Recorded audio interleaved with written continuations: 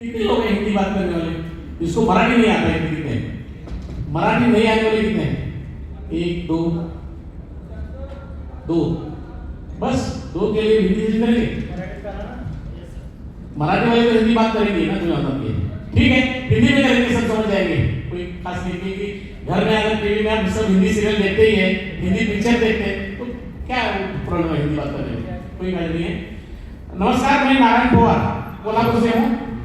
मेरी जानकारी देने के बाद आगे का सेशन शुरू होगा। मैं बेसिकली सोशल वर्कर करके काम करता था 20 साल पहले।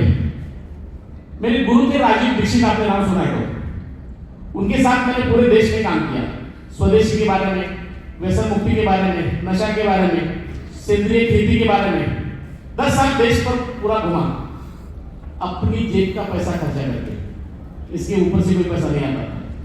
10 साल पूरा काम किया। उसके साथ मैंने आदरणीय अन्ना हजारे के साथ स्टेट कमेटी मेंबर करके काम किया 20 साल तक।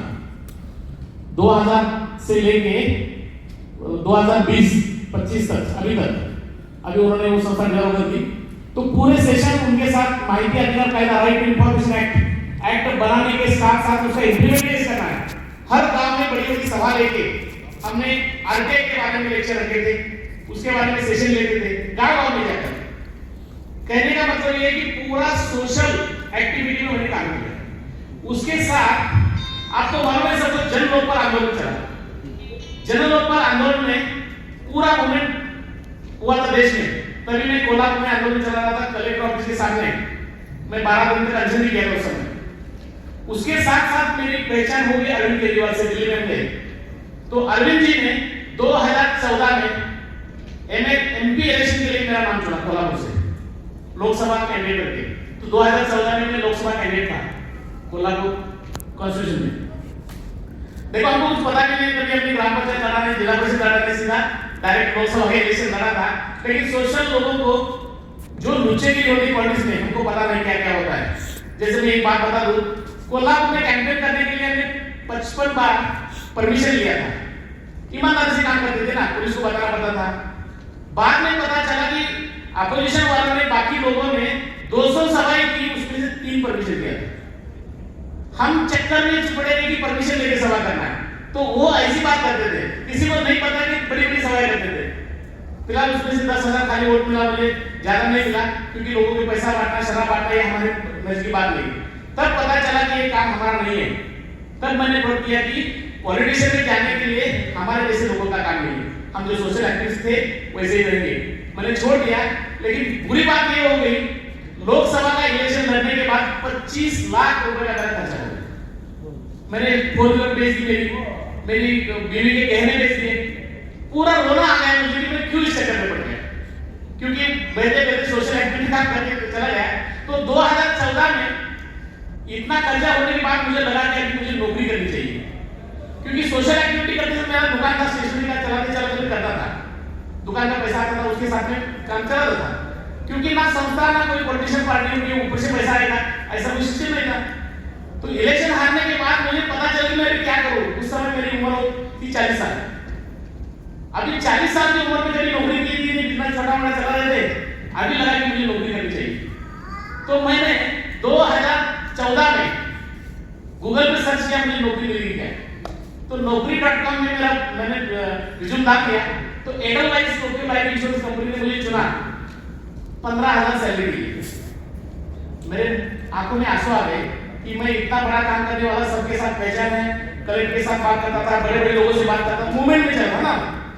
तो अभी मैं 15,000 लेके छोटे से बंदे को मुझे सलाह करना पड़ेगा रोज आके। अपॉइंटमेंट लेटर मिलने के बाद भी मैं उनको पूछा कि सर मुझे हजम नहीं हो रहा है कि मैं आपके सिस्टम में काम करूं। उन्होंने बोला कि नौकरी करना है, आपको हम रिस्पेक्ट देंगे। वो ब्रांच मैनेजर बोले कि मैं, मेरे से आप उम्र से बड़े हैं, फिर भी आपका रिस्पेक्ट करके आ जाओ। तो 1 महीने बाद मैंने ज्वाइन किया, लेकिन तजुर्बा अच्छा था। तो मैंने झटपट 2 साल में 3 प्रमोशन लिया, अच्छी खासी सैलरी बढ़ी। तो दूसरी कंपनी ने बोला कि नारायण पवार नाम का बंदा अच्छा काम करता है, हमारे पास आ जाओ।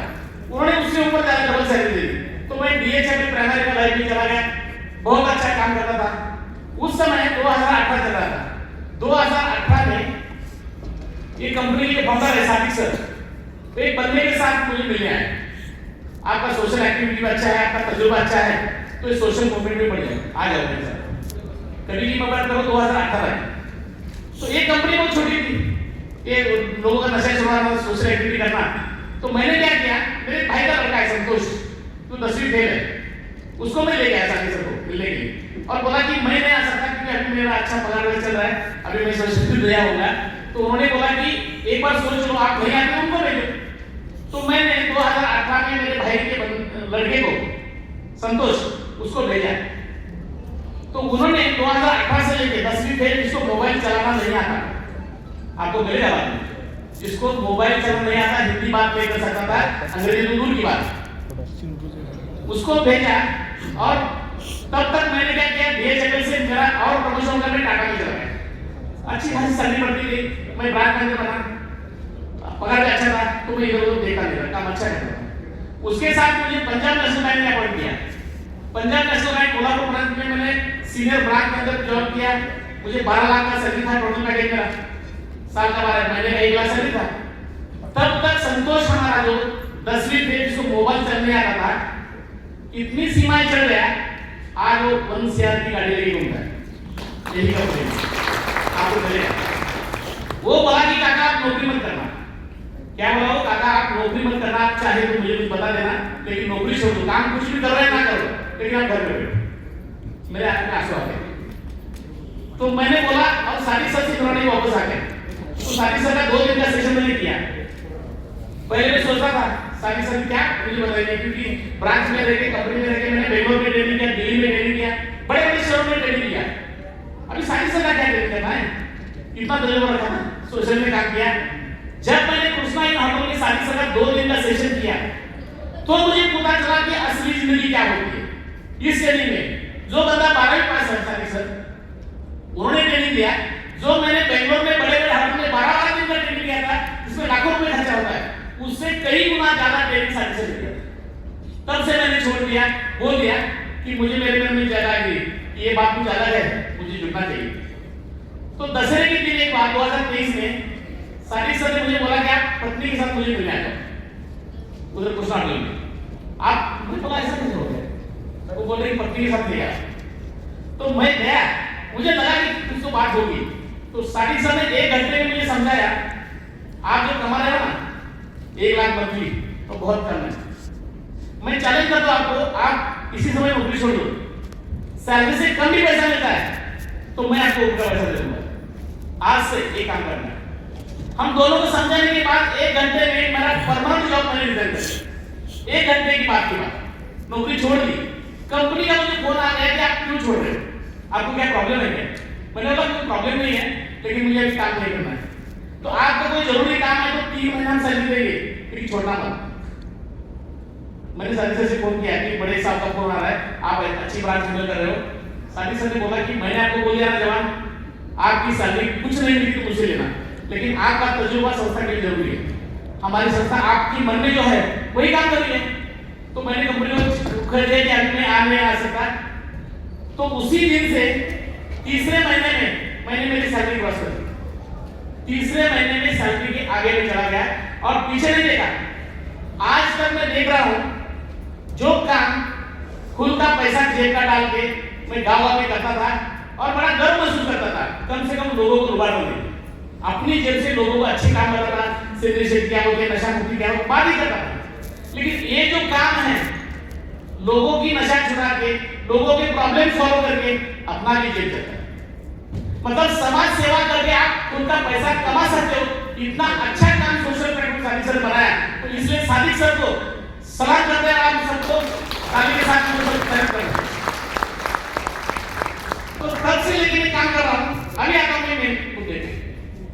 हम जो सोशल एक्टिविटी काम करते थे, लोगों में क्या किया, क्या बोलते थे लोगों को पता था कि अपना संविधान ऐसा है, कानून अपने ऐसे अधिकार दिए, सब लोगों को जानना चाहिए। तो लोग सुनते थे, सुनने के बाद बोलते थे कि इससे पैसा मिलेगा तो आप छोड़ो, आप ही करो। मैं एक काम ऐसी सभा की लोगों को बोला कि आपको संविधान ने ऐसा अधिकार दिया है, हर महीने में पहले सोमवार को, हर महीने में पूरे इंडिया में पहले सोमवार को डीएम के यहाँ कलेक्टर के पास में एक लोकशाही दिन होता है, हर जिले में होता है, भारत के हर जिले में लोकशाही दिन एक ऐसी परंपरा है, कोई भी नागरिक की कोई भी समस्या हो उसी दिन 30 दिन के अंदर उसको छुड़ाना चाहिए, वो जिम्मेदारी गवर्नमेंट की है, ऐसा कानून में लगा है।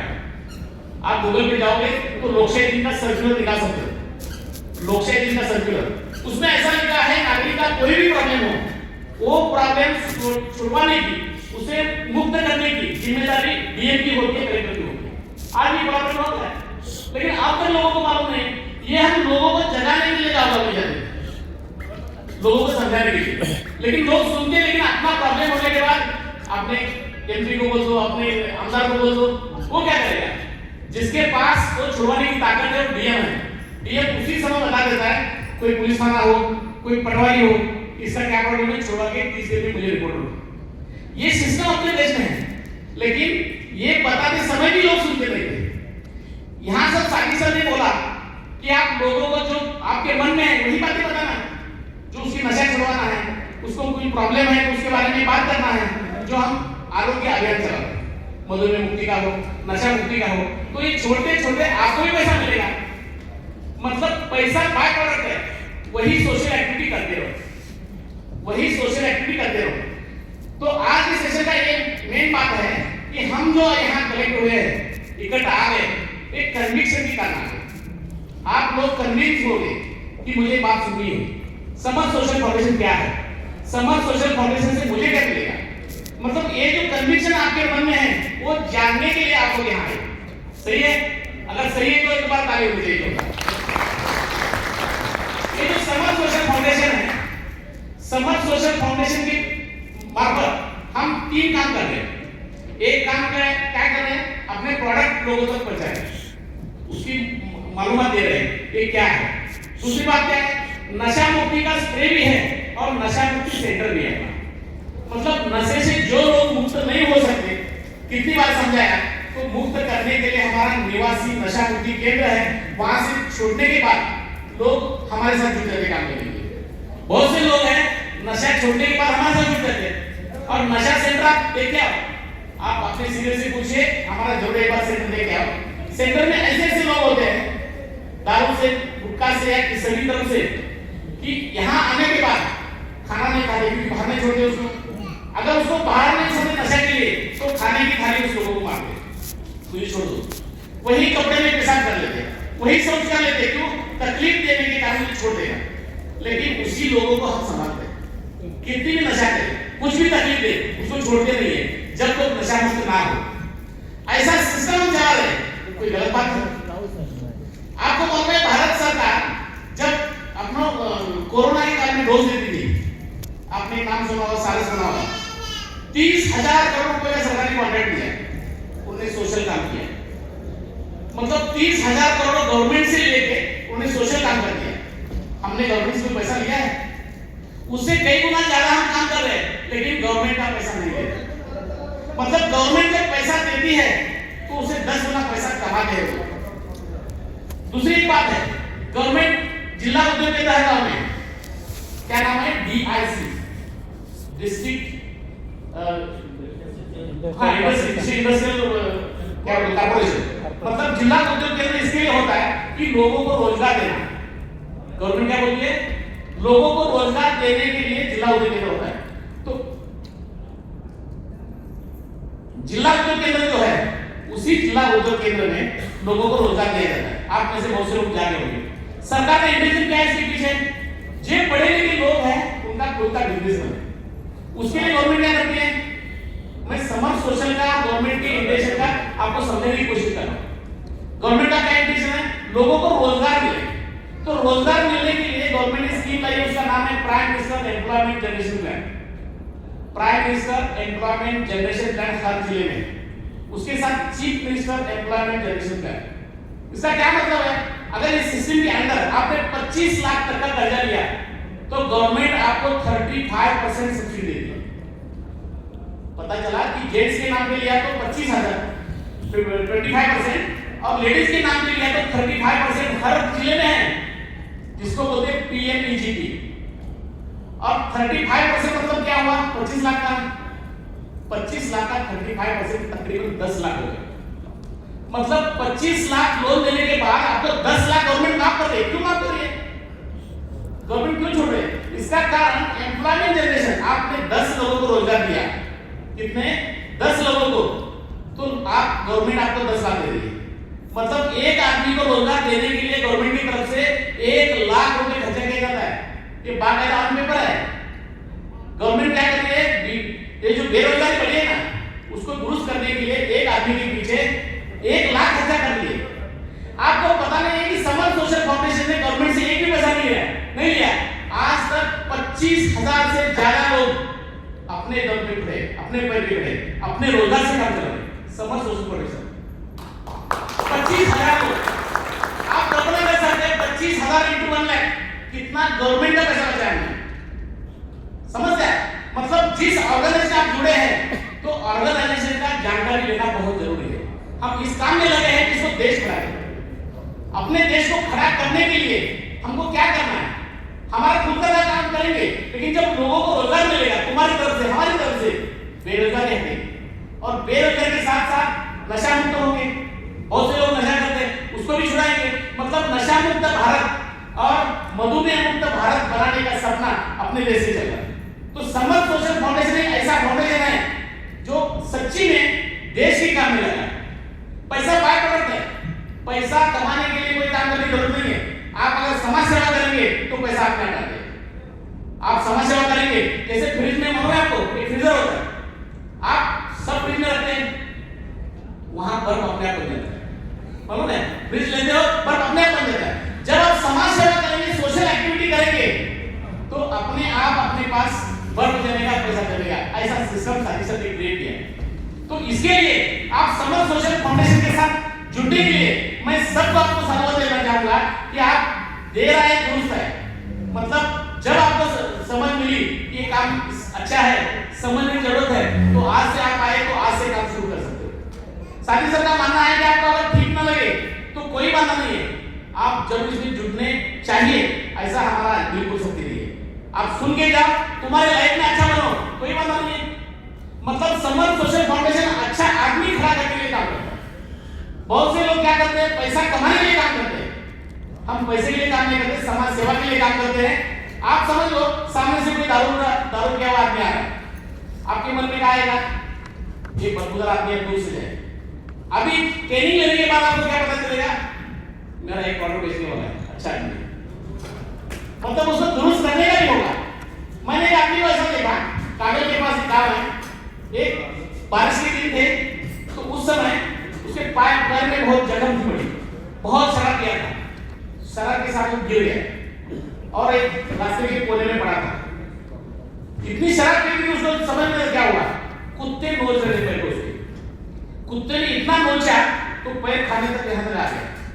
फिर उसको नशा नहीं था। किस लोगों ने गांव में जाके बताया कि बंदा पड़ा है उधर, तब दोनों पैर कुत्ते ने खाए।